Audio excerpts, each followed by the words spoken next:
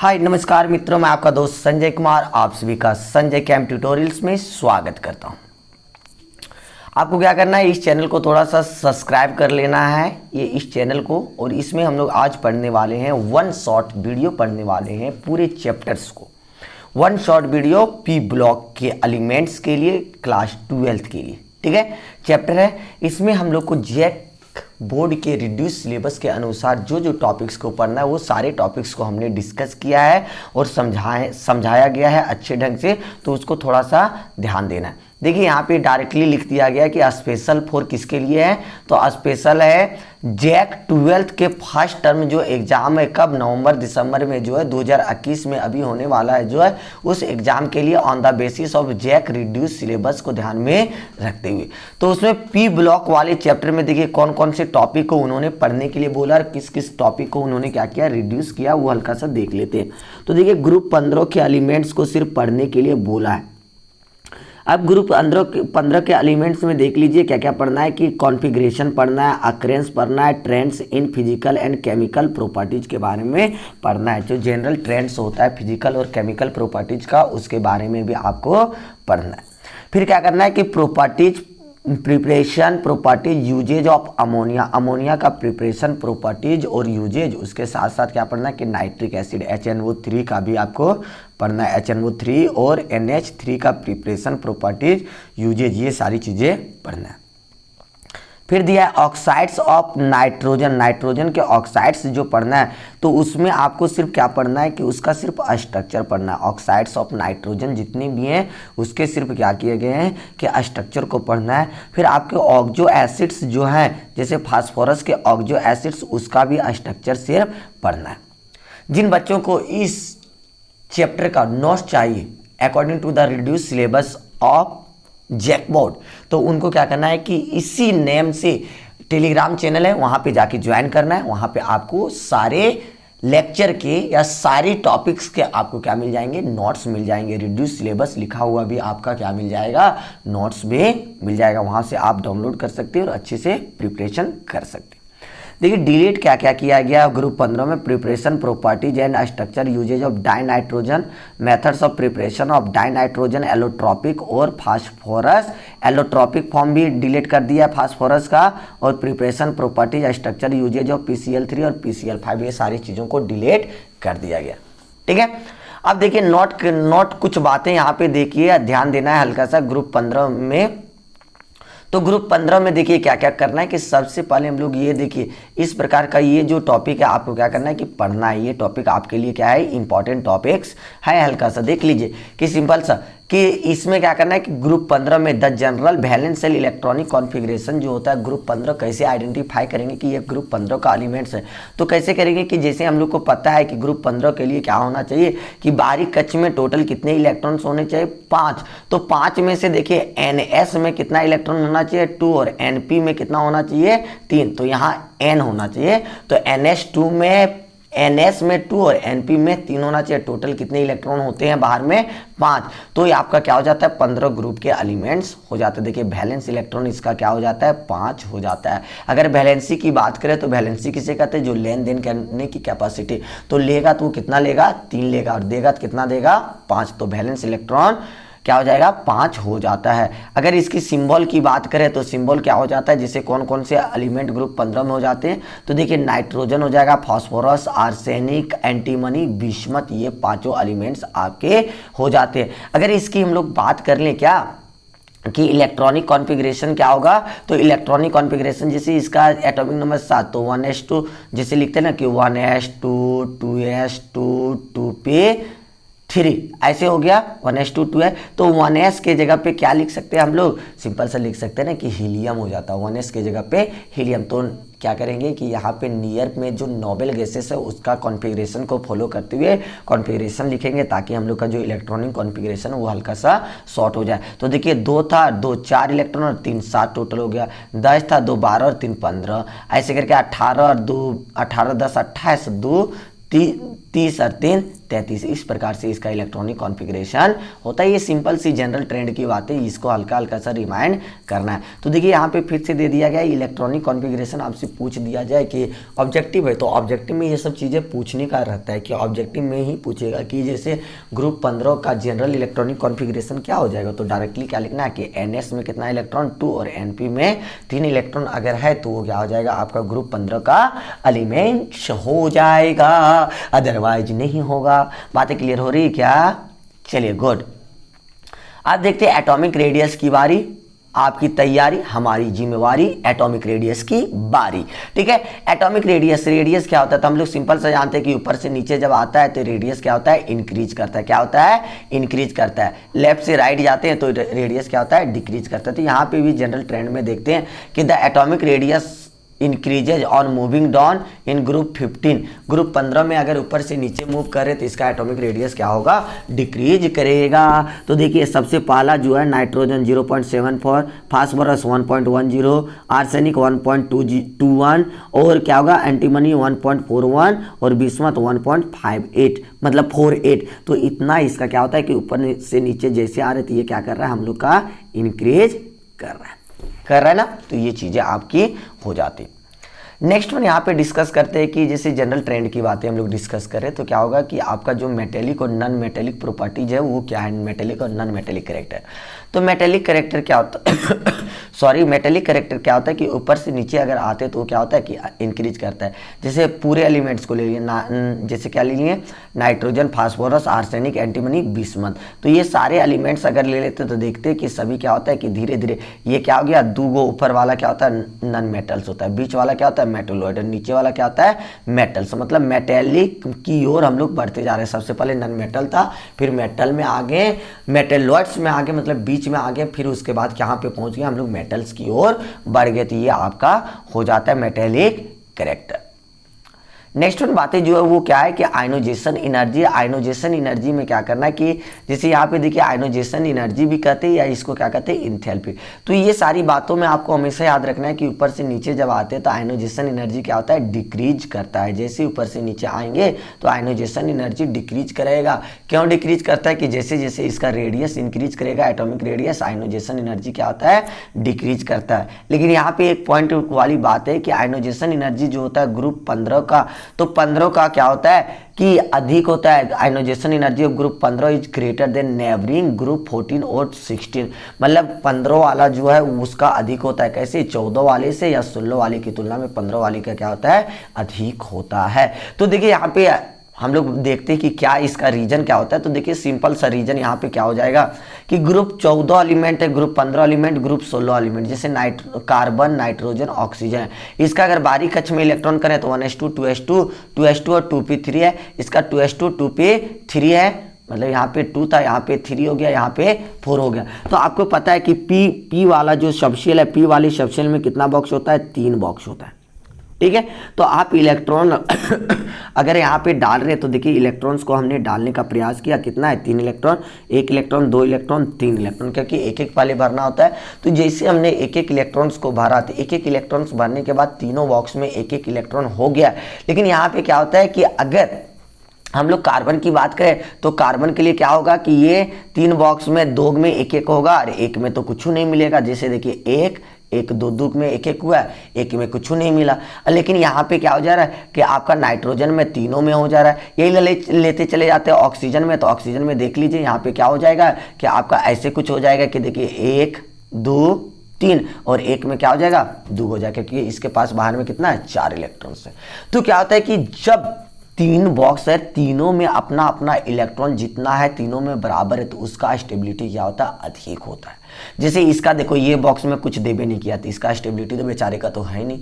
इसमें देखिए ये दोनों को एक एक दिया है, एक अपने ले लिया 3 को, तो इसका भी स्टेबिलिटी क्या हो जाता है, कम हो जाता है। किसके तुलना में, एक एक वाले की तुलना में। अगर हाफ फील्ड हो या फुल फील्ड हो उसका क्या होता है कि स्टेबिलिटी अधिक होता है औरों के तुलना में। तो देखिए हमने वही डिस्कस किया है। क्या डिस्कस किया है कि this is due to the fact that the relatively greater amount of energy is required to remove the electron from the stable half filled सबसे, क्योंकि मान लिया जाए तीनों में जो इलेक्ट्रॉन है तीनों में एक एक इलेक्ट्रॉन है, तो आप एक इलेक्ट्रॉन अगर बाहर निकालना चाह रहे हैं तो किससे आप इलेक्ट्रॉन निकालिएगा, एक निकालने का प्रयास कीजिएगा तो आसानी से नहीं निकलेगा। तीनों में से कोई नहीं अपना देना चाहेगा, क्योंकि तीनों स्टेबल बन जा रहा है। वही 4 रहता तो एक निकाल लेते, दूर आता तो एक निकाल लेते, वो आसानी से निकल जाता है, लेकिन तीनों के पास अपना अपना है तो वो नहीं निकलेगा। तो ये रीजन क्या होता है, हाफ फील्ड सबसेल के कारण। तो यहाँ पे एक ऑब्जेक्टिव फिर से बन जाता है। क्या ऑब्जेक्टिव बनता है कि which of the following has highest ionization energy. तो आपको यहाँ पे याद किसको रखना है कि सिंपल से याद रखिएगा कि किसका, कि अगर ग्रुप 15 का कोई भी एलिमेंट्स मिल जाए ग्रुप 14 और 16 की तुलना में, तो ग्रुप 15 वाले को कह दीजिएगा कि इसका आयनोजेशन एनर्जी सबसे अधिक होगा। बातें क्लियर है। अगर आपको 3 प्रकार का दे दिया जाए, जैसे एक इलेक्ट्रॉन निकालें तो उसका आयनोजेशन एनर्जी हो गया, फिर दूसरा कुछ निकालें उससे कुछ कम हुआ, तीसरा कुछ निकालें देखिए, तो देखिए यहाँ पे 3 गो निकालें, पहला इलेक्ट्रॉन निकालें आसानी से निकल गया, दूसरा निकालें हल्का ज़्यादा बल लगा, तीसरा इलेक्ट्रॉन निकालें और भी ज़्यादा। तो क्या कहेंगे कि अगर इस प्रकार का एनर्जी देता है तो 1 से किसका अधिक होता है, 2 का, 2 से किसका अधिक होता है, 3 का, सबसे अधिक 3 का एनर्जी होता है। इस प्रकार के क्वेश्चंस मैक्सिमम 11th क्लास में पूछे जाते हैं। आपका इसमें पूछने का कोई संभावना नहीं लग रहा है। ठीक है, अब आ जाती बारी इलेक्ट्रॉन नेगेटिविटी की बारी। ठीक है, 1 शॉर्ट वीडियो है, जरूर देखना है कि आपको एग्जाम में जाने से पहले एकदम बहुत बार देख लेना, ताकि आप क्या करें कि बुक और कॉपी को ना भी उल्टाएं, तो आपके वो सारे मटेरियल्स हैं जो कि आपके मतलब एग्जाम्स में पूछे जाएंगे। ठीक है, तो ये वीडियो को जरूर से जरूर देखना और अपने सारे दोस्तों के साथ शेयर करना, ताकि और भी दोस्तों को इसका फायदा हो सके। तो इलेक्ट्रॉन नेगेटिविटी में भी वही सेम केसेस होता है कि अगर ऊपर से नीचे आ रहे हैं तो वो क्या होता है कि हमेशा डिक्रीज करता है। तो देखो वही लिखे on the moving down of the group periodic table के, तो वो क्या होता है कि इलेक्ट्रॉन नेगेटिविटी डिक्रीजेज। क्यों, क्योंकि इसका एटॉमिक रेडियस क्या होता है, इंक्रीज करता है, इसलिए इलेक्ट्रॉन नेगेटिविटी क्या होगा, डिक्रीज करता है। देखिए नाइट्रोजन का 3.0, इसके बाद 2.1, उसके बाद 2.0, उसके बाद 1.9, उसके बाद 1.9। तो मतलब ऊपर से नीचे आ रहा है, ये क्या हो रहा है, डिक्रीज कर रहा है इलेक्ट्रॉन नेगेटिविटी। क्लियर है। आगे की बातें को डिस्कस आगे की बातें को डिस्कस करते हैं। हल्का सा खांसी उसी हो जा रहा है बॉस। तो देखिए यहाँ पे ध्यान दीजिएगा कि अगर आपके पास ऑक्सीडेशन स्टेट पूछे कि ऑक्सीडेशन स्टेट क्या होता है, तो ऑक्सीडेशन स्टेट ऐसे नहीं कर सकते कि -3 ही होता है। ये क्या करता है कि इसके बाहरी कक्ष में 5 इलेक्ट्रॉन है, तो अगर देना चाहेगा तो ये पाँचों पाँचों दे सकता है, लेना चाहेगा तो क्या करेगा 3 गो ले सकता है, क्योंकि हमको ऑक्टेट कितना पूरा करना है 8 का। तो देगा तो कितना देगा, पूरी 5 दे सकता है, कम भी दे सकता है, 4 दे सकता है, 2 दे सकता है, मतलब मैक्सिमम 5 दे सकता है। ले कितना सकता है, मैक्सिमम 3 ले सकता है। जैसे HNO3 की बात करते हैं, इसका ऑक्सीडेशन स्टेट कितना होता है, नाइट्रोजन का 5 होता है। जैसे देखिए HNO3 में 5 कैसे होता है वो हल्का सा समझ लीजिएगा। जैसे HNO3 है, ठीक है, हाइड्रोजन का ऑक्सीडेशन स्टेट +1 होता है, नाइट्रोजन का निकालना है तो नाइट्रोजन का हमने क्या लिख दिया X, और ऑक्सीजन का -2 होता है 3 बार, तो 3 दूनी 6, कितना -6 इज इक्वल टू क्या हो गया 0। तो आप क्या कर सकते हैं कि 6 में 1 गया तो X माइनस कितना हो गया 5, देयरफॉर 0, देयरफॉर X बराबर क्या हो जाएगा +5 आपका हो जाता है। बातें क्लियर है। तो इसी प्रकार हमने सबका निकाला है। तो यहाँ पे क्या हो रहा है कि HNO2 में जो नाइट्रोजन का ऑक्सीडेशन स्टेट है +3 है, NO2 में जो नाइट्रोजन का +4 है, NO में जो +2 है, N2O में जो +1 है। इस प्रकार से इसका ऑक्सीडेशन स्टेट होता है। लेकिन N2 अगर बोल दिया जाए, कोई एक ही डायटोमिक मॉलिक्यूल्स रह जाए तो उसका क्या हो जाता है 0 हो जाता है। लेकिन NH3 का कितना हो जाता है -3, मतलब वेरियस ऑक्सीडेशन स्टेट +5 से लेकर कहाँ तक शो कर रहा है -3 तक। देखिए सभी ऑक्सीडेशन स्टेट को शो कर रहा है। बातें क्लियर हो रहा है क्या। चलिए यहाँ पे देखिए वही बातों को हमने सेम टू सेम लिख दिया है। क्या लिखे हैं कि -3 +3 और +5 are the common oxidation states for group 15 elements के लिए क्या होता है कि ये कॉमन ऑक्सीडेशन स्टेट होता है। The stability of -3 oxidation state decreases, -3 का ऑक्सीडेशन स्टेट का जो स्टेबिलिटी होता है वो क्या करता है कि डिक्रीज करता है, जैसे जैसे वो क्या करता है on moving down the group due to decrease in electron negativity. जैसे इलेक्ट्रॉन नेगेटिविटी क्योंकि ऊपर से नीचे आता है तो इलेक्ट्रॉन नेगेटिविटी क्या होता है डिक्रीज करता है। तो इलेक्ट्रॉन नेगेटिविटी के डिक्रीज होने से -3 ऑक्सीडेशन ऑक्सीडेशन स्टेट का अगर स्टेबिलिटी की बात करें तो वो भी क्या करेगा, डिक्रीज करेगा। ठीक है, उसके अलावा the stability of +3 oxidation state increases, +3 oxidation state का स्टेबिलिटी क्या होता है, इंक्रीज करता है, जबकि +5 ऑक्सीडेशन स्टेट का स्टेबिलिटी क्या करता है, डिक्रीज करता है one moving down the group. तो यहाँ पे याद रखना है कि +3 का स्टेबिलिटी ऊपर से नीचे आने पे क्या कर रहा है, इंक्रीज, +5 का क्या हो रहा है, डिक्रीज। और इसके अलावा अब भी जस्ट बताए थे, क्या बताए थे कि -3 का क्या होता है, आपका डिक्रीज करता है। -3 का डिक्रीज, -3 का आपका क्या हो गया, डिक्रीज।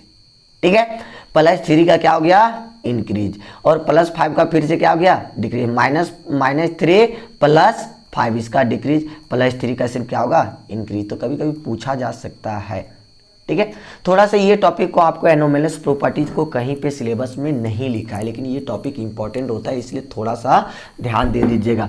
सिलेबस में आपको नहीं लिखा, जो रिड्यूस सिलेबस है ना, तो सेलेक्टेड टॉपिक में भी ना इसका जगह है, ना ही डिलेटेड टॉपिक में। तो ये टॉपिक्स को हल्का इसलिए देख लेते कि अगर ये पूछ दे तो देखिए एनोमलस प्रॉपर्टीज का मतलब होता है क्या, कि वैसा प्रॉपर्टी जो कि क्या आता है, कि वैसा प्रॉपर्टीज कोई भी एलिमेंट्स का जो कि ग्रुप, कोई भी ग्रुप के नंबर 1 पे रहता है, तो वो प्रॉपर्टीज और भी एलिमेंट्स के प्रॉपर्टी से क्या होता है कि डिफरेंट होता है। तो नाइट्रोजन जो है, जैसे नाइट्रोजन हो गया, फास्फोरस हो गया, सबसे ऊपर में कौन है, नाइट्रोजन। तो नाइट्रोजन है the some properties which is different from other element of group 15। Group 15 के सारे एलिमेंट से इसका प्रॉपर्टीज क्या हो जाता है, डिफरेंट होता है। तो जैसे एग्जांपल के लिए इसका क्या क्या प्रॉपर्टी डिफरेंट होता है वो हम लोग देखते हैं कि nitrogen is a gas while other element of the group is a solid. सबसे पहली बात, नाइट्रोजन क्या है, गैस, जबकि और भी एलिमेंट्स इसकी इसी ग्रुप की बात करेंगे, जैसे फास्फोरस हो गया और भी सारी चीज़ें, तो आर्सेनिक, एंटीमनी, विस्मत, ये सारा क्या हो जाता है, सॉलिड्स फॉर्म में पाया जाएगा। सिर्फ नाइट्रोजन ही क्या होता है, गैसियस फॉर्म में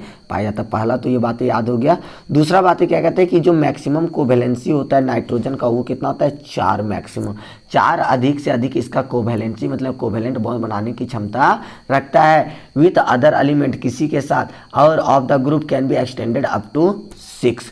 लेकिन इसको अगर कह सकते हैं तो और भी एलिमेंट्स की बात करेंगे तो वो क्या कहाँ तक चला जाता है, 6 तक। लेकिन नाइट्रोजन कहाँ तक जाता है, मात्र 4 ही तक एक्सटेंड कर सकता है, उससे ज़्यादा वो बॉन्ड बनाने की क्षमता नहीं रखता है। लेकिन और भी दूसरा एलिमेंट ले लेते हैं उसी ग्रुप का, जैसे फास्फोरस ले लिए तो वो कितना तक चला जाता है, 6 तक जाता है। देखिए नाइट्रोजन कितना बॉन्ड बना रहा है, 4 गो, 1 2 3 4, मतलब 1 इलेक्ट्रॉन इसके पास क्या हुआ है, दान दे दिया है। टोटल इलेक्ट्रॉन कितना था, 5, 5 में से 4 बॉन्ड बना लिया, तो कितना बच गया, 1 बच गया। तो 1 को इसने क्या कर दिया है, दान दे दिया। देखिए ये 5 था इलेक्ट्रॉन, 1 बाहर से ले लिया, कितना हो गया, 6, तो 6 का 6 बॉन्ड बना दिया। तो मतलब 6 कोवैलेंसी उसका है, इसका कितना होता है, 4 ही होता है। देखिए और भी बातें थोड़ा सा ध्यान दीजिएगा कि नाइट्रोजन जो बॉन्ड होता है वो छोटा बॉन्ड होता है, छोटा है लेकिन क्या है, वीकर होता है किसके तुलना में, फास्फोरस बॉन्ड के। क्योंकि छोटा जब है तो इसके पास जो रिपल्सन एक दूसरे में वो स्ट्रॉन्ग इलेक्ट्रॉनिक रिपल्सन होता है। इसका रिपल्सन जो है क्या होता है, वीकर इलेक्ट्रॉनिक रिपल्सन होता है। हल्का सा लंबा है ना इसका बॉन्ड, तो बॉन्ड लंबा होने के कारण इसका रिपल्सन क्या होता है, हल्का सा कम हो जाता है। ये छोटा बॉन्ड है, छोटा बॉन्ड में क्या होता है, रिपल्सन अधिक होता है। इसका इंटरन्यूक्लियर डिस्टेंस क्या है, छोटा है, इसका इंटरन्यूक्लियर डिस्टेंस क्या है, बड़ा डिस्टेंस है। ठीक है, लास्ट पॉइंट आगे का जो पॉइंट नंबर 3 एनोमलस का, वो क्या है कि nitrogen atom can be form multiple bond बना सकता है और भी छोटे एलिमेंट्स के साथ। किस बॉन्ड के द्वारा, पी बॉन्ड्स के द्वारा ओवरलैप करेगा, पी ओवरलैप, तब ये जुड़ सकता है। जबकि अदर एलिमेंट्स जो लेते हैं ग्रुप का, वो क्या होता है, अनेबल टू डू सो। लेकिन ऐसा जो भी है दूसरा वाला, या ऐसा इस प्रकार से बॉन्ड पी ओवरलैप करके बॉन्ड नहीं बना पाता, मल्टीपल बॉन्ड नहीं बना पाता है। नाइट्रोजन क्या करता है, ट्रिपल बॉन्ड बना लेता है, लेकिन फास्फोरस क्या है, कभी ट्रिपल बॉन्ड या डबल बॉन्ड नहीं बनाता, वो हमेशा सिंगल बॉन्ड बनाता है। तो ये रीजन क्या है कि इसका जो साइज होता है ना, फास्फोरस इस सब का, उसका साइज क्या होता है कि अधिक हो जाता है, जबकि वो नाइट्रोजन का साइज क्या होता है, सबसे छोटा आता है। इसी कारण से हम लोग क्या कहते हैं, nitrogen occurs in N2 form. तो हमेशा कहता है कि नाइट्रोजन किस फॉर्म में पाया जाता है, तो N2 के फॉर्म में। तो रीजन क्या बताएंगे कि ये स्मॉलेस्ट एलिमेंट है, इसका साइज छोटा होता है, जिसके कारण ये मल्टीपल बॉन्ड बनाता है। किसके कारण, पी ओवरलैप के कारण। और भी एलिमेंट्स है वो ऐसा नहीं बना पाता है। देयरफॉर जिसके कारण मतलब वाइल, जबकि phosphorus occurs as P4 not P2 के रूप में फास्फोरस नहीं पाया जाता है। किस रूप में पाया जाता है, P4 के रूप में पाया जाता है, क्योंकि ये कभी नहीं ट्रिपल बॉन्ड बनाएगा, क्या बनाएगा, डबल बॉन्ड बनाएगा। ठीक है, तो आगे देखते हैं, हल्का सा देखिएगा कि काउजेज क्या है आपका, किसका, कि एनोमेलस प्रॉपर्टीज का काउजेज क्या है। तो देखिए काउजेज में यहाँ क्या है कि क्या क्या रीजन है कि एनोमेलस प्रॉपर्टीज शो कर रहा है कि small size of nitrogen atom. सबसे बड़ी बात है कि साइज जो इसका क्या है, स्मॉल हो जा रहा है, बहुत ही छोटा होता है। उसके अलावा इलेक्ट्रॉन नेगेटिविटी सबसे अधिक होता है, आयनाइजेशन एनर्जी जो होता है वो सबसे अधिक होता है, और इसके पास डी इलेक्ट्रॉन है कि बाहर में डी इलेक्ट्रॉन है ही नहीं, कहाँ पे जाता है, 2p3 तक ही जाता है, डी में कहाँ गया, तो इसके पास डी इलेक्ट्रॉन की भी क्या है, अब्सेंस है। बातें क्लियर हो रहा है। चलिए आगे देखते हैं आपका केमिकल प्रॉपर्टीज। तो केमिकल प्रॉपर्टीज में देखते हैं कि सबसे पहला जो केमिकल प्रॉपर्टीज है रिएक्टिविटी टुवर्ड्स क्या है, हाइड्रोजन के प्रति इसका रिएक्टिविटी देखते हैं कि क्या होता है हाइड्रोजन के प्रति इसका रिएक्टिविटी। तो ग्रुप 15 एलिमेंट्स जो होते हैं वो क्या करता है, हाइड्राइड्स बनाता है, जिसे क्या कर रहा है कि फास्फोरस सही है, नाइट्रोजन है तो बाहर में कितना है 3 इलेक्ट्रॉन लेने की टेंडेंसी, -3 तो किसी के साथ जुड़ेगा, 3 को जुड़ेगा तब ना 1 इलेक्ट्रॉन ले लेगा। तो जो भी एलिमेंट है उसके साथ कितना करेगा, H 3 को आके जुड़ जाएगा, तब यह हाइड्रोजन के प्रति रिएक्टिविटी को शो कराएगा ग्रुप 15 के लिए। तो देखिए जब ऐसा होगा तो यहाँ पे क्या करेंगे कि देख लीजिए, हल्का सा ध्यान दीजिएगा कि आपका क्या हो जा रहा है कि NH3 हो जाता है, क्या हो जाता है, NH3। देखिए NH3 है तो इसको क्या कहते हैं, ammonia, PH3 phosphine, ASH3 arsine, SBH3 stibine, BiH3 bismuthine, ऐसा हो जाता है। अब यहाँ पे देखिए थोड़ा सा देखिएगा क्या चीज़ें होती है आपका, कि इसका जो अमोनिया का बॉन्ड एंगल होता है 160 डिग्री 8 मिनट होता है, 107.8 कर सकते हैं। फॉस्फिन होता है 93.6, आर्सिन होता है 91.8 और अस्टिबिन होता है 91.3। तो देखिए ऊपर से नीचे जैसे आते तो बॉन्ड एंगल क्या होता है कि ये डिक्रीज कर रहा है, क्यों, क्योंकि इलेक्ट्रॉन नेगेटिविटी क्या होता है, घटता है, जिसके कारण क्या होता है कि बॉन्ड एंगल भी क्या हो रहा है, डिक्रीज कर रहा है, due to decrease in the electronegativity of the central वाले atom, nitrogen, phosphorus, arsenic, antimony, bismuth, ये सब का। तो जिसके कारण क्या हो रहा है कि बॉन्ड लेंथ भी बड़ा होते जा रहा है ना, छोटा था एलिमेंट अब क्या हो गया, धीरे धीरे बड़ा हो रहा है, तो बॉन्ड लेंथ भी क्या हो रहा है, इंक्रीज कर रहा है। उसके साथ ही साथ क्या होता है कि EH जितना बॉन्ड लेंथ, जितना बड़ा बॉन्ड होगा उतना ही एनर्जी क्या होगा कि उसको कम लगेगा तोड़ने में, तो बॉन्ड एनर्जी क्या हो रहा है, डिक्रीज कर रहा है। बड़ा बॉन्ड बड़ा बनते जा रहा है तो बॉन्ड एनर्जी क्या हो जाएगा, छोटा हो जाएगा।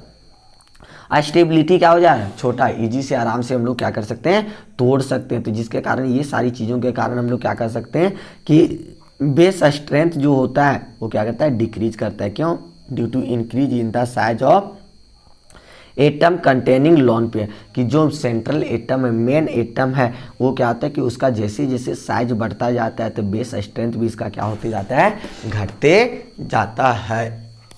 ठीक है, बातें क्लियर हो रही है।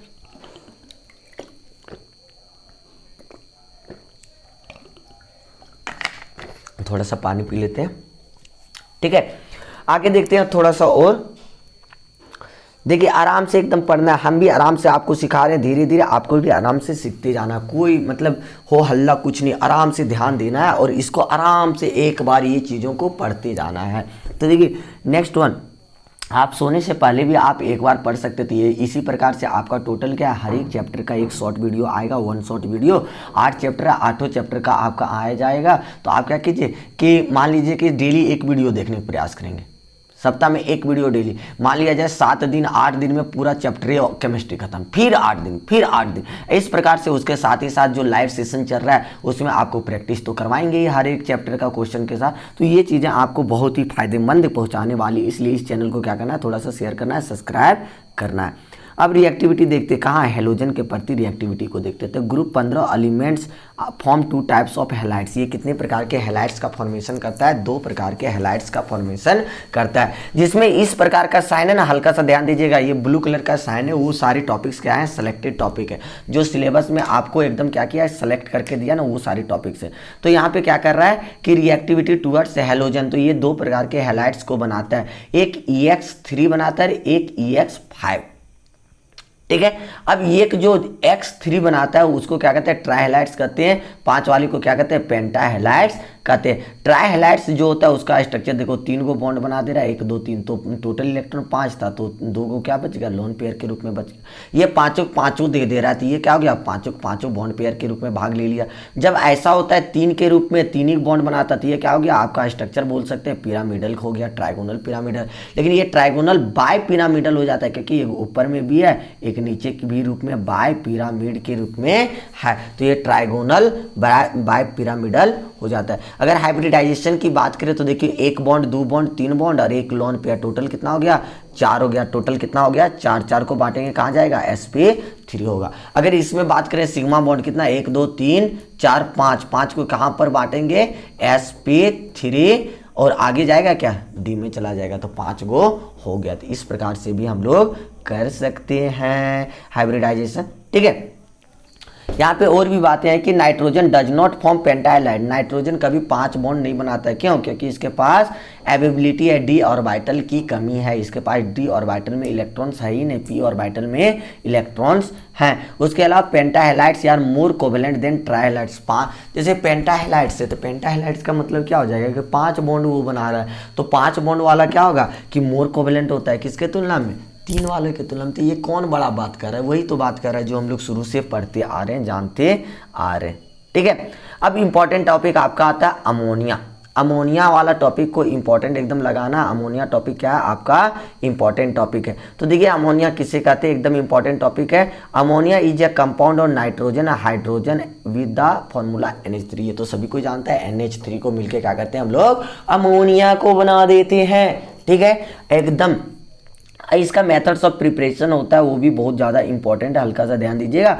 मेथड्स ऑफ प्रिपरेशन में क्या होता है कि हल्का सा यहाँ पे क्या करते हैं कि by the action of water with किसके साथ, नाइट्राइल के साथ आपका एक्शन देखना है। तो देखिए सबसे पहला by the action of water with nitrides, देखो नाइट्राइड ले लिए, किसी का भी नाइट्राइड, जैसे कैल्शियम नाइट्राइड ले लिए, कैल्शियम का वैलेंसी कितना होता है, 2 गो, नाइट्रोजन का कितना होता है, 3 गो, क्रॉस मल्टीप्लाई करो, Ca के साथ कितना होगा, 3, नाइट्रोजन के साथ 2, तो Ca3N2 कैल्शियम नाइट्राइड होता है, वाटर के साथ कराएंगे तो कैल्शियम हाइड्रोक्साइड बना देगा, प्लस अमोनिया बन गया, NH3 बन गया। तो हम लोग अगर कहें कि वाटर के साथ अगर रिएक्शन करें तो पर भी हम लोग का क्या बन सकता है कि आपका बन जाएगा डायरेक्टली अमोनिया का फॉर्मेशन हो जाएगा। अगर दूसरा मेथड अगर चेक करें तो दूसरा मेथड में क्या होगा कि अगर हम लोग रिएक्शन करा दें किसका, कि action of a strong base on ammonia salt, अगर स्ट्रॉन्ग बेस जैसे CaOH हो गया, CaOH का हॉल 2 हो गया, NaOH हो गया, ये सब स्ट्रॉन्ग बेसिस को अगर हम लोग किसके साथ रिएक्शन कराते हैं, साल्ट्स के साथ, तो अमोनिया साल्ट ले लिए NaOH प्लस NH4Cl, तो देखिए यहाँ पे Na यहाँ पे Cl, तो NaCl हो जाएगा, प्लस माइनस वाला भाग जाएगा, यहाँ पे OH और यहाँ पे H है तो H2O निकल जाएगा, यहाँ पे देखो NH4 था, NH4 में एक H निकला था, NH3 बचा ना, देखो NH3 बच गया, ठीक है। तो इस मेथड के द्वारा भी आप बना सकते हैं, जैसे CaOH का हॉल 2 है, NH4Cl, तो CaCl2 प्लस वाटर प्लस क्या निकल जाएगा, अमोनिया गैस निकल जाएगा। देखो बहुत इजी एग्जांपल है, ठीक है। लेकिन इंडस्ट्री के रूप में जो उपयोग किया जाता है, जिसको हम लोग मोस्ट BBI के अंतर्गत इसको लिखते हैं हम लोग, क्या है कि इंडस्ट्री में जो उपयोग करते हैं वो हम लोग हैबर्स प्रोसेस को उपयोग करते हैं। किसको करते हैं, हैबर्स प्रोसेस को ही हम लोग उपयोग में करते हैं। देखिए हैबर प्रोसेस में क्या होता है कि सिंपल सा हैबर प्रोसेस में किसका उपयोग किया जाता है कि ले लेता है एक नाइट्रोजन और हाइड्रोजन, 2 गैसेस का डायरेक्ट रिएक्शन एक दूसरे के साथ करता है। लेकिन कंडीशन क्या क्या चीज़ें होनी चाहिए, वो चीज़ें एकदम बहुत ही इंपॉर्टेंट रखता है कि नाइट्रोजन और हाइड्रोजन को 1:3 रेशियो में मिलाते हैं, और उसको मिलाने के बाद in the presence of ferrous molybdenum, किसके प्रेजेंस में, फेरस और मॉलिब्डेनम के प्रेजेंस में लेते हैं। टेम्परेचर कितना होना चाहिए, 700 केल्विन होना चाहिए, प्रेशर कितना होना चाहिए, 200 ATM होना चाहिए, तब जाके आपका क्या बनेगा, NH3 बन जाएगा। तो यहाँ पे क्वेश्चन क्या लेता है कि Haber's process used which of the following catalyst, तो फेरस मॉलिब्डेनम यूज करता है। How much ratio is required for the preparation of ammonia in Haber's process, तो नाइट्रोजन इज टू हाइड्रोजन का रेशियो 1:3 होना चाहिए। तो देखिए इसकी कंडीशंस को हमने लिख दिया, क्या कंडीशंस में लिखा है कि इस रिएक्शंस का मेन कंडीशन क्या होना चाहिए, presence of suitable catalyst ferrous molybdenum होना चाहिए, लो टेम्परेचर होना चाहिए, लगभग 700 केल्विन के बराबर होना चाहिए, हाई प्रेशर होना चाहिए, लगभग 200 ATM के बराबर होना चाहिए। तो ये चीज़ें अगर होगा तो अमोनिया को हम लोग बना सकते हैं। तो हमने इस प्रकार से सीख लिया क्या, अमोनिया को बनाते कैसे, 3 मेथड से, उसमें से 1 मेथड जो था हैबर्स प्रोसेस वो सबसे ज़्यादा इम्पॉर्टेंट था आपका। अब आपका बात बचता है कि NH3 का स्ट्रक्चर कैसे होता है। देखिए NH नाइट्रोजन के बाहरी कक्ष में टोटल 5 इलेक्ट्रॉन, तो बॉन्ड बनाने के लिए कितना, हाइड्रोजन 3 ही गए, 1 2 3, तो बच गया कितना, 2 बच गया, तो 2 ऊपर लॉन पेयर के रूप में दे दिए। तो इस स्ट्रक्चर को कहते हैं ट्राइगोनल पिरामिडल स्ट्रक्चर के रूप में। देखो पिरामिडे के रूप में है ना, एकदम पहाड़ी नुमा, तो ये क्या हो गया आपका पिरामिडल स्ट्रक्चर हो जाता है। तो इसका हाइब्रिडाइजेशन अगर गिनेंगे तो कितना हो जाएगा, देखो ना, एक सिग्मा कितना हो जा रहा है, 1 सिग्मा 2 सिग्मा 3 सिग्मा और 1 लॉन पेयर, टोटल कितना हो गया, 4 को बांट दीजिए, sp3 हो गया। बॉन्ड एंगल कितना हो जाता है, 107.8 डिग्री होता है, ऐसा हो जाता है इसका बॉन्ड। और दूसरे मेथड में अगर कहें, दूसरे तरीके से इसको कहेंगे 160 डिग्री 48 मिनट हो जाता है। अब इसका फिजिकल प्रॉपर्टीज क्या क्या होता है, हल्का सा ध्यान दीजिएगा। फिजिकल प्रॉपर्टीज में क्या होता है कि अमोनिया क्या होता है, कलरलेस गैस है विथ पंजेंट स्मेल। अगर कहीं पे आपको अमोनिया लग रहा है ना, तो अमोनिया क्या होता है कि बहुत ज़्यादा पंजेंट स्मेल। पंजेंट स्मेल का मतलब होता है एकदम सड़ा हुआ अंडा इस सब के जैसा गंधाएगा, ठीक है। या जैसे हम लोग देखते हैं ना कि जानवरों इस सब को रखते हैं तो यूरिया के रूप में निकलता है, दैट मीन्स अमोनिया भी वहाँ पर भी आपका प्रेजेंट है। तो उसका स्मेल क्या होता है, एकदम तीक्ष्ण। जैसे हम लोग जैसे गाय वो जानवर को रखते हैं, तो जानवर को रखने के बाद वहाँ पे उसका जो सोच निकलता है उसके, तो वो अलग कितना स्मेल करता है। तो वहाँ पे क्या है कि यूरिया के रूप में अमोनिया के फॉर्म में प्रेजेंट रहता है, तो वो बहुत ही ज़्यादा पंजेंट स्मेल में रहता है, सड़ा हुआ मतलब गंदे स्मेल में, एकदम तीक्ष्ण smell. Ammonia is a highly soluble in water. Ammonia कैसा होता है, हाईली सॉल्युबल होता है वाटर में। इसका एबिलिटी क्यों, क्योंकि ये हाइड्रोजन बॉन्ड बनाता है वाटर के साथ। तो आपको ऑलरेडी पता है कि हाइड्रोजन बॉन्ड के बनाने के लिए कम से कम क्या चाहिए, FON चाहिए, तीनों में से कोई एक एलिमेंट चाहिए। तो देखो अमोनिया में क्या होता है, N प्रेजेंट है, 100% बनाएगा। FON में से कोई अगर एक एलिमेंट्स भी प्रेजेंट है आपके पास ना, तो ये क्या होगा कि ऑलरेडी हाइड्रोजन बॉन्ड बनाएगा, अदरवाइज ये हाइड्रोजन बॉन्ड नहीं बनाएगा, ठीक है। The aqueous solution of the ammonia is weakly basic. कैसा होता है, बहुत ही ज़्यादा बेसिक होता है, due to the formation of OH minus ion. क्यों, क्योंकि ये OH माइनस बेसिक आयन को फॉर्मेशन करता है, NH3 प्लस वाटर, तो NH4 plus OH minus aqueous बन जाता है, ठीक है। आगे देखते हैं इसका केमिकल प्रॉपर्टी देखते हैं। अमोनिया पूरी इंपॉर्टेंट है, सब चीज़, method of preparation, structure, physical properties, chemical properties, सारा इसका इंपॉर्टेंट है, इसलिए हल्का सा ध्यान जरूर देना आपको। बेसिक कैरेक्टर क्या होता है, ammonia is a basic in nature, मतलब बेसिक होता है, क्षारीय प्रवृत्ति की होता है। क्यों, क्योंकि इसके पास lone pair of electrons present होता है नाइट्रोजन के पास, जो कि रिएक्ट करता है with acids forming salt. Acid के साथ रिएक्ट करता है और बना क्या देता है, साल्ट्स का फॉर्मेशन कर देता है। जैसे NH3 प्लस HNO3, देखिए क्या बना दे रहा है, NH3 प्लस HNO3, देखो बना क्या दे रहा है, NH4NO3 अमोनियम नाइट्रेट बना दे रहा है। बातें क्लियर है ना। चलिए नेक्स्ट वन रिएक्शन। इस रिएक्शन को इंपॉर्टेंट रिएक्शन के नाम से अगर आप चाहें तो इसको इंडिकेट कर सकते हैं, बहुत ही ज़्यादा इंपॉर्टेंट है। रिएक्शन विथ Cl2, अगर NH3 को Cl2 एक्सेस, अगर एक्सेस किसको ले रहे हैं, Cl2, तो NCl3 बनाएगा, नाइट्रोजन ट्राइक्लोराइड बनाएगा। एकदम याद रखना है कि Cl2 को जब एक्सेस लेंगे, NH3 को रिएक्शन कराएंगे Cl2 के साथ, लेकिन एक्सेस किसको ले रहे हैं, Cl2 को, तो क्या करेगा, NCl3 बनाएगा, और ये क्या करेगा, प्लस HCl बाहर निकाल देगा। क्लियर है। लेकिन अगर हम लोग इसको एक्सेस ना लेके जस्ट उल्टा एक्सेस ले लेंगे, अगर NH3 को एक्सेस अगर ले लेंगे तो NH4Cl बना देगा, NH4Cl बना देगा, प्लस N2 गैस निकाल देगा, ठीक है। तो ये बातों को थोड़ा सा आपको चिंतितमय वातावरण में ना रहते हुए, आराम की वातावरण में रखते हुए आपने यूट्यूब फैमिली को सारे को ध्यान में रखना है और इन बातों को याद रखना है, क्योंकि ये सारी इंपॉर्टेंट बातें हैं, ठीक है। अब देखिए reaction with CO2, NH3 plus CO2, देखो NH2CO NH2 कितना चाहिए, इसका नाम पता है कि यही है आपका यूरिया, जो हम लोग डालते हैं ना, किसमें, एकदम खेत उत में डालते हैं, मतलब कोई भी कृषि लगाते, कोई भी धान की फसल, गेहूं कुछ भी लगाते, एकदम तेज़ी से प्रोग्रेस करवाना, यही डाल देते हैं यूरिया। तो यूरिया कैसे बनाता है कि अमोनिया में कार्बन डाइऑक्साइड डाल देता है हाई प्रेशर टेम्परेचर के साथ, तो वो क्या बना देता है, यूरिया का फॉर्मेशन कर देगा, ठीक है। Next one reaction with sodium, sodium के साथ reaction, reaction with NaNH NaNH2 Na plus NH2 NaNH2 बना देगा सोडियम एमाइड बना देगा प्लस हाइड्रोजन गैस निकाल देगा। इसमें कोई समस्या तो नहीं लगना चाहिए, ठीक है। Next one reaction with metal salt, बहुत ही ईजी है। जैसे मान लेते हैं कि कोई भी मेटल साल्ट ले लिया FeCl3 प्लस NH3, क्या होगा वाटर के साथ, तो FeOH का होल 3 बना देगा प्लस NH4Cl। इसका कलर कैसा हो जाएगा, ब्राउन PPT के रूप में होगा। इतना इसको रटने की जरूरत नहीं है, ठीक है। इसको ज़्यादा रटिएगा नहीं, एक आध बार पढ़ लीजिए, याद होगा, ठीक है, नहीं होगा कोई दिक्कत नहीं। ये सारे क्वेश्चन यहाँ से नहीं रहता इतना रिएक्शन वाला। CrCl3, ठीक है, प्लस NH3 को ले रहे हैं वाटर के साथ, तो CrOH का होल 3 बना देता है NH4Cl, मतलब सेम बात है, NH4Cl सभी में निकाल दे रहा है। ZnSO4 ले लेते हैं NH3 के साथ वाटर के साथ, तो ZnOH का होल 2 ले लेगा, NH4 का होल 2 SO4 ले लेगा। ये आपका कैसा था, ब्राउन कलर, ये कैसा हो गया ग्रीन कलर, ये कैसा हो गया वाइट कलर। ऐसे कुछ नहीं पूछता, इसलिए उतना ज़्यादा चिंतितमय वातावरण में नहीं रहना है। इसका नेक्स्ट रिएक्शन जो है फॉर्मेशन ऑफ कॉम्प्लेक्स कंपाउंड, कैसे होता है कि इसमें लोन पेयर ऑफ इलेक्ट्रॉन्स है ना, वो क्या करता है कि आपका फॉर्मेशन कर देगा किसका, तो किसका फॉर्मेशन कर देता है, कॉम्प्लेक्स कंपाउंड का फॉर्मेशन कर देता है। जैसे AgCl प्लस NH3 क्या कर देगा, AgNH3 का होल 2 प्लस Cl बना देगा, है ना, प्लस इसी का नाम होता है डायमीन सिल्वर 1 क्लोराइड, ठीक है। अगर Cu के साथ करेंगे तो Cu का क्या हो जाएगा, CuSO4 प्लस NH3, ये क्या हो गया आपका कॉम्प्लेक्स कंपाउंड बना दिया। CuNH3 का whole 4 plus SO4 tetra ammine copper 2 sulphate. बातें क्लियर है, तो थोड़ी थोड़ी बातें को याद रखना है, ज़्यादा तो याद रखना होता नहीं है हम लोग को, थोड़ा थोड़ा याद रखना है, ठीक है।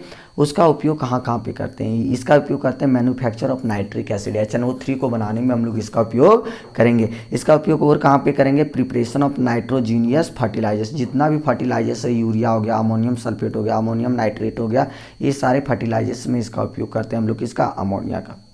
और कहाँ पे करते हैं, रेफ्रिजरेंट में, जो भी ठंडा उंडा करने वाला चीज़ होता है वो सब चीज़ों में भी इसका उपयोग हम लोग करने वाले हैं, रेफ्रिजरेंट में रूप में करते हैं। इसका उपयोग हम लोग एक्वस सॉल्वेंट के रूप में भी हम लोग करते थे। ये सारी बातें आपको ध्यान रखना है। इस प्रकार से आपका अमोनिया क्या होता है, पूरा पूरी खत्म हो जाता है। तो बच क्या जाएगा, नाइट्रोजन का ऑक्साइड्स बच जाएगा, जो कि सिर्फ हम लोग को क्या पढ़ना है, स्ट्रक्चर। तो स्ट्रक्चर एक बार देख लीजिए और दिमाग में सेट रखने का प्रयास कीजिए। तो देखिए ऑक्साइड्स ऑफ नाइट्रोजन, तो डिफरेंट ऑक्साइड्स होता है। तो देखो सबसे पहले ऑक्साइड्स जो ले रहे हैं N2O, तो N2O को हम लोग क्या कर सकते हैं, नाइट्रोजन ऑक्साइड, नाइट्रोजन 1 ऑक्साइड और लाफिंग गैस के नाम से जानते हैं, N2O नाइट्रस ऑक्साइड कहते हैं। तो इसका देखिए स्ट्रक्चर क्या हो जाता है, directly linear structure, N2 oxygen, nitrogen कितना बॉन्ड बनाता है, 3 गो लोन पेयर बच गया, तो कितना 2 गो लोन पेयर बच गया। ये देखो ये 4 गो बॉन्ड बना दिया, तो बचा कितना, एक गो क्या कर दिया, दान दे दिया दूसरों को, ठीक है। तो ये हो गया आपका N2O का स्ट्रक्चर।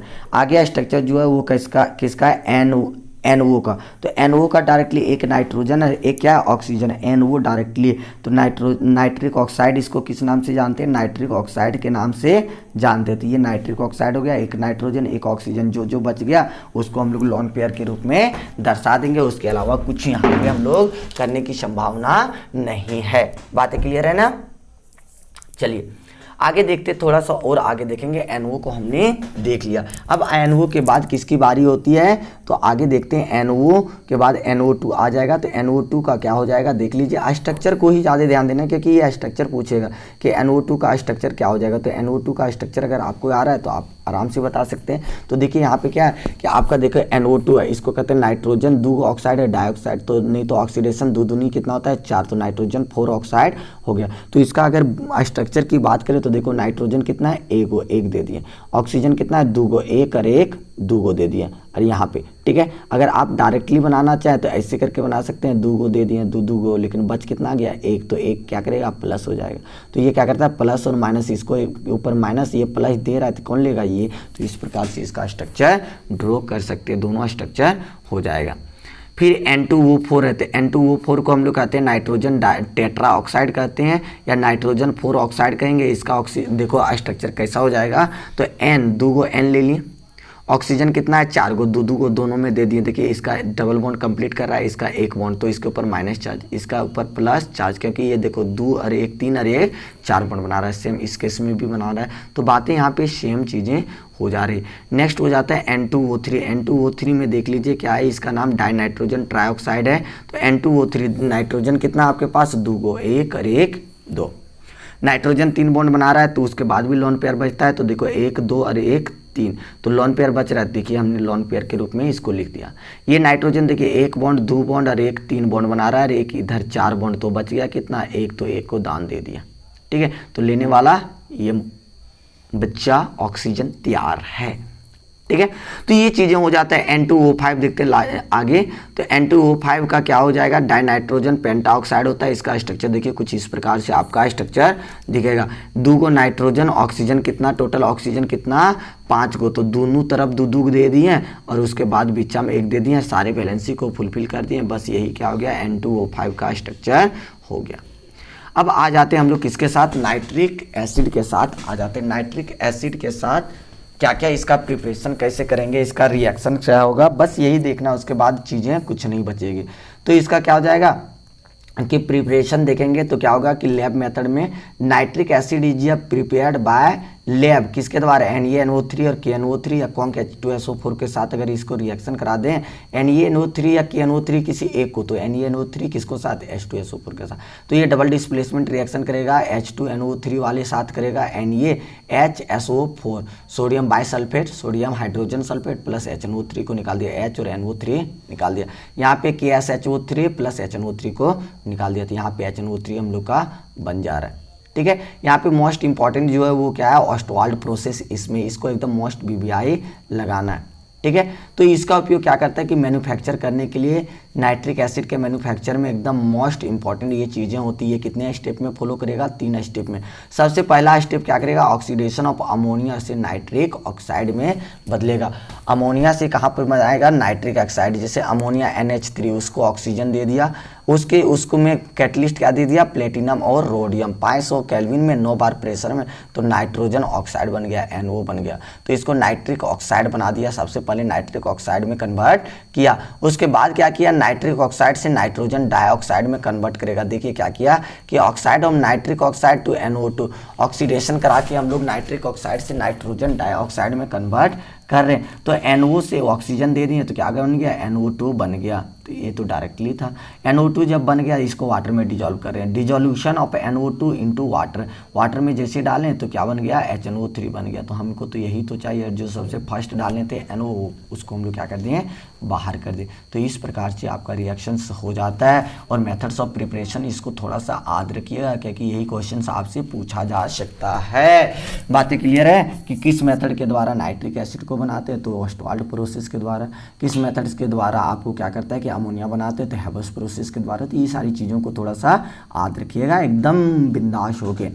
स्ट्रक्चर HNO3 है, तो नाइट्रोजन है, टोटल बाहर में इलेक्ट्रॉन 5 को, 2 ऑक्सीजन इधर दिया, 2 ऑक्सीजन को दिया, 1 इधर ऑक्सीजन और हाइड्रोजन था 1 दे दिया, पूरी ये स्ट्रक्चर हो जाता है। कैसे, ट्रायंगुलर प्लेनर के रूप में स्ट्रक्चर इसका हो जाता है। ठीक है, इसका प्रॉपर्टीज क्या होता है, तो देखिए यहाँ पे प्रॉपर्टीज हमने बता रखा है क्या, कि ये क्या होता है, प्योर एनहाइड्रस HNO3 जो होता है वो कलरलेस होता है, वाटर में सॉल्युबल होता है, पंजेंट स्मेल होता है, फ्यूमिंग लिक्विड होता है, बॉइलिंग पॉइंट इसका कितना होता है, 84.1 डिग्री सेंटीग्रेड इसका बॉइलिंग पॉइंट होता है। ये बहुत ही ज़्यादा क्वारिशिव है, मतलब हल्का हाईली प्रवृत्ति के रूप में, मतलब हल्का डेंजरस प्रवृत्ति के रूप में ये पाया जाता है। तो ये सारी बातों को थोड़ा थोड़ा तो हम लोग ध्यान रख ही सकते हैं।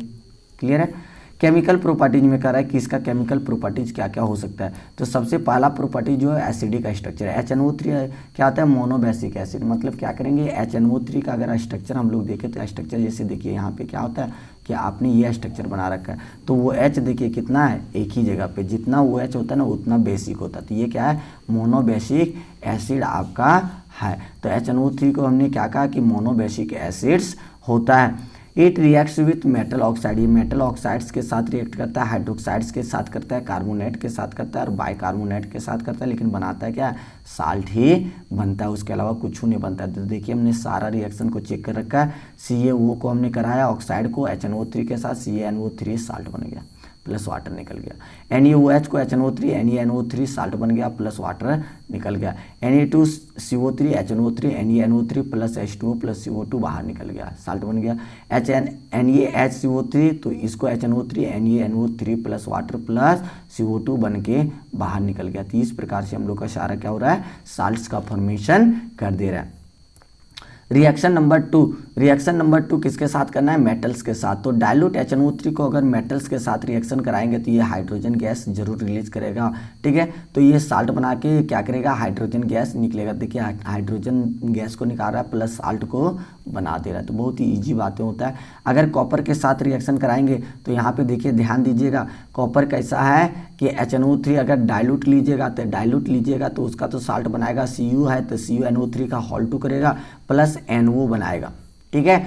अगर क्या है डाइल्यूट ले रहे हैं तो NO बनाता है, और कॉन्क लेते हैं तो क्या बनता है, NO2 बनता है। तो ये बातें हल्का सा याद रखिए किसके केस में, कॉपर के केस में, कि अगर डाइल्यूट लेंगे तो नाइट्रोजन NO हो जाएगा, नाइट्रिक ऑक्साइड हो जाएगा, और ये NO2 मतलब NO2 कब बनेगा, जब कॉन्क लेंगे HNO3 तब, क्योंकि यही सब चीज़ों को पूछा जाता है। देखिए यहीं पर ले लिए जिंक को, तो जिंक के केस में क्या होगा कि यहाँ पे क्या ले लिए, डाइल्यूट ले लिए। डाइल्यूट में देखिए जिंक में कुछ अलग हो रहा है, NO ना बन के क्या कर रहा है कि N2O नाइट्रस ऑक्साइड बना रहा है, नाइट्रिक ऑक्साइड ना बना के क्या बन रहा है, नाइट्रस ऑक्साइड लाफिंग गैस बना दे रहा है जिंक के केस में। और ये तो कौन ले रहे हैं NO2, तो जरूर बना दे रहा है वही उसी के साथ, उसके साल्ट के साथ। नेक्स्ट वन Ag के साथ अगर लेते तो Ag के साथ भी सेम बातें हैं, डाइल्यूट है तो NO बनाएगा, अगर कौन कहते हैं NO2 बनाएगा उसका साल्ट के साथ और वाटर के साथ, ठीक है। उसके साथ ही साथ रिएक्शन विथ अगर हम लोग टीन के साथ करें तो कौन HNO3 तो क्या करेगा, NO2 बनाएगा, बात बराबर है। H2SNO3 मतलब एस्टेनिक एसिड भी बना देगा, SNO2 प्लस वाटर बन जाता है, ठीक है। इसमें कुछ रिएक्शंस है कि जैसे सम मेटल्स है, क्रोमियम एल्युमिनियम क्या करता है, ये डिजॉल्व नहीं करता है कौन के HCl में, क्योंकि ये फॉर्मेशन करता है पॉजिटिव फिल्म ऑफ ऑक्साइड, मतलब पॉजिटिव सरफेस वो बना देगा, एक सरफेस नई सरफेस का निर्माण कर देता है। नेक्स्ट वन H2S के साथ अगर रिएक्शन करेंगे तो देखिए ये क्या करता है कि H2 डाइल्यूट लेंगे तो NO एकदम डाइल्यूट वाला मैक्सिमम, सिर्फ किसको छोड़ के कि यहाँ पे जिंक को छोड़ के, उसके अलावा सब में क्या है एक जैसा है। मतलब डाइल्यूट लीजिए NO, अगर कॉन्क लीजिए NO2 आपका बन जा रहा है, ठीक है। अब नेक्स्ट वन रिएक्शन है रिएक्शन विथ नन मेटल्स के साथ रिएक्शन कराएंगे तो आपको क्या पता है कि कार्बन है तो यहाँ पे क्या क्या हो जाएगा कि नन मेटल्स के साथ तो क्या करेगा, it self reduce to NO2 में रिड्यूस हो जाएगा। देखिए हमने नन मेटल्स के साथ ये चारों इंपॉर्टेंट रिएक्शन था, वो सारे रिएक्शंस को ले लिए। HNO3 ले लेता है तो NO2 बनाएगा, CO2 plus NO2 plus water. S8 ले रहा है तो H2SO4 plus NO2 plus water. I2 HNO3 HiO3 plus NO2 plus water. NO2 और वाटर सभी में फिक्स है, सिर्फ इधर वाला हल्का सा सेट कर लेना है। P4 को ले लिए तो कितना H3PO4 NO2 plus water, same बातें हो रहती है, बातों को हल्का सा ध्यान दीजिएगा।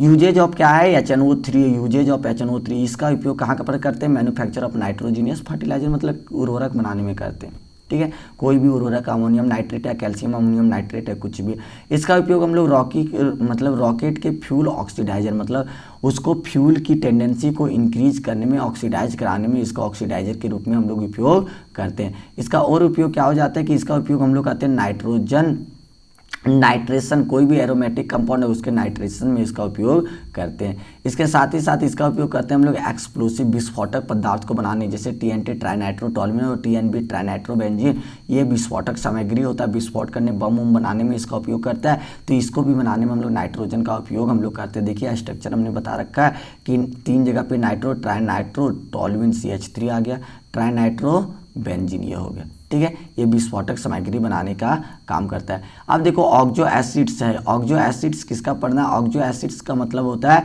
कि वैसा कंपाउंड जिसमें क्या हो कि आपके पास हाइड्रोजन हो, ऑक्सीजन हो, लेकिन उसके साथ साथ थर्ड एलिमेंट हो। तो ऑक्सो एसिड्स हम लोग पढ़ेंगे फास्फोरस, तो थर्ड एलिमेंट किसका होने वाला है, फास्फोरस। और वो H के बीच कम से कम एक बॉन्ड होगा at least. The compounds which contain hydrogen oxygen और एटलीस्ट वन अदर एलिमेंट में अभी यहाँ पे क्या है हम लोग का phosphorus, in which one bond hydrogen bond होना चाहिए, ठीक है, जो डिसोसिएट करे H+ आयन को प्रोड्यूस कर सके। तो देखिए यहाँ पे हम लोग का ये सारे कंपाउंड्स होते हैं, तो यहाँ पे ना इतना ज़्यादा रटने की जरूरत नहीं है, यहाँ पे सिर्फ स्ट्रक्चर को थोड़ा सा याद रखिएगा कि H3PO4 में कैसा स्ट्रक्चर होगा।